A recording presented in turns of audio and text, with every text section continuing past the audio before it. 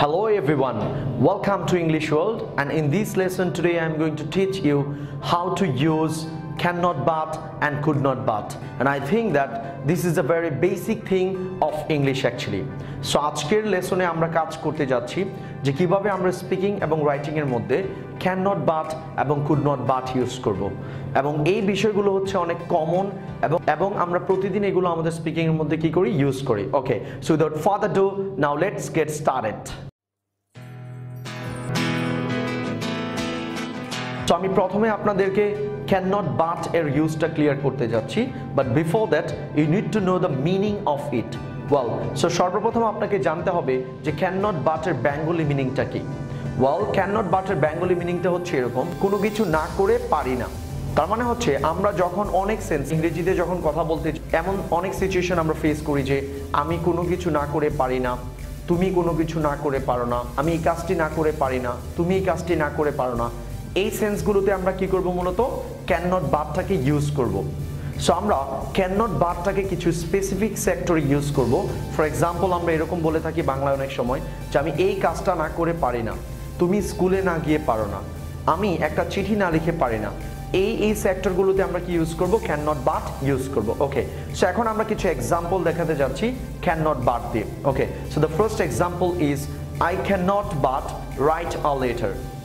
আমি একটা চিঠি না লিখে পারি না। You cannot but go to school। তুমি স্কুলে না গিয়ে পারো না। They cannot but read a book। তারা একটা বই না পড়ে পারে না। We cannot but build a house। আমরা একটা বাড়ি নির্মাণ না করে পারি না। সো আমরা এইভাবে কি করব, যে সেক্টরগুলোতে দেখি যে আমরা কোনো কিছু না করে পারি না, ওই সেক্টরগুলোতে আমরা কি ইউজ করব, cannot but ইউজ করব। ওকে, সো আপনি এখানে যেটা করতে পারেন, সবগুলো সাবজেক্টস দিয়ে আপনি কি করতে পারেন, ইউজ করতে পারেন। For example, I, we, he, she, it, somebody, someone, everybody, everyone, এগুলো প্রত্যেকটা দিয়ে আপনি কি করতে পারেন, মূলত প্র্যাকটিস করতে পারেন। ওকে, ফাইন। সো এখন আমরা মুভ করতে যাচ্ছি the use of could not but। could not but এর বিষয়টা হচ্ছে এরকম।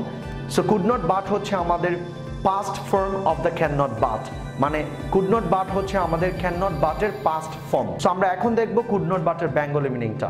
could not but এর বেঙ্গলি মিনিং হচ্ছে আমি কোনো কিছু না করে পারিনি, মানে past, যেটা অতীতে বোঝাচ্ছে কোনো কিছু। ফর এক্সাম্পল, আপনি এরকম বলেন যে আমি গতকালকে স্কুলে না গিয়ে পারিনি, তুমি গতকালকে আমাকে সাহায্য না করে পারোনি, আমি তোমাকে সাহায্য না করে পারিনি। সো এই সেন্সগুলোতে আমরা কি ইউজ করব, could not but। সো চলেন আমরা এখন কিছু এক্সাম্পল দেখি। সো প্রথম এক্সাম্পলটা হচ্ছে এরকম যে আমি তোমাকে সাহায্য না করে পারিনি। I could not but help you।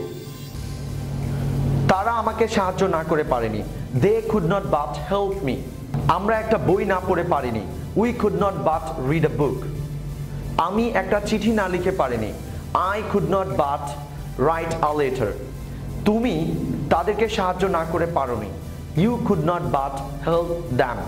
So আমরা কি দেখলাম এখানে, যে আমরা যখন বলি যে আমি কোনো কিছু না করে পারিনি, বা আমি তোমাকে সাহায্য না করে পারিনি, তুমি এই কাজটি না করে পারোনি, এই সেক্টরগুলোতে আমরা কি ইউজ করব, could not but ইউজ করব। So I think that all of you have been clear about the use of cannot but and could not but। So I believe that already all of you have been clear about the use of cannot but and the use of could not but. I would like to request all of you, try to make a lot of sentences so that you can bring in your speaking all the expression. So that's all for today, and see you on our next videos. Until then, be happy, and please don't forget to subscribe our channel. So thank you very much.